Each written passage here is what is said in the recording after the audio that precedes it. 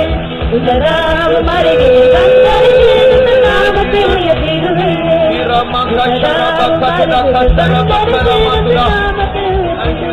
ஸ்தோத்திரம் இயேசுவே ஸ்தோத்திரம் இயேசுவே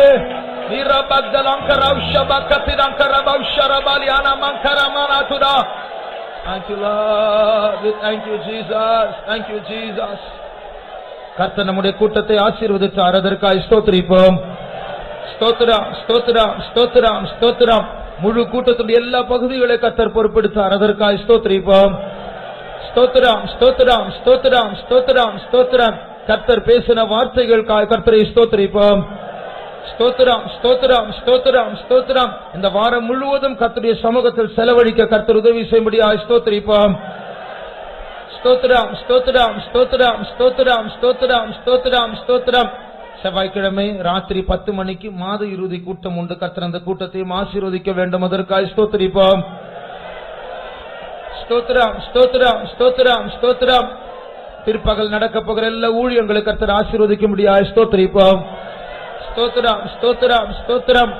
இரும்புலியூரில் வேலை செய்ய மனப்பூர்வமான ஆட்களை கர்த்தர் எழுப்ப வேண்டும், அதற்காக ஸ்தோத்திரிப்போம். ஸ்தோத்திரம் ஸ்தோத்திரம் ஸ்தோத்திரம் ஸ்தோத்திரம். எல்லா துதிகன மகிமை கர்த்தருக்கே செலுத்தி கர்த்தரை ஸ்தோத்திரிப்போம். ஸ்தோத்திரம் ஸ்தோத்திரம் ஸ்தோத்திரம் ஸ்தோத்திரம். அல்லேலூயா.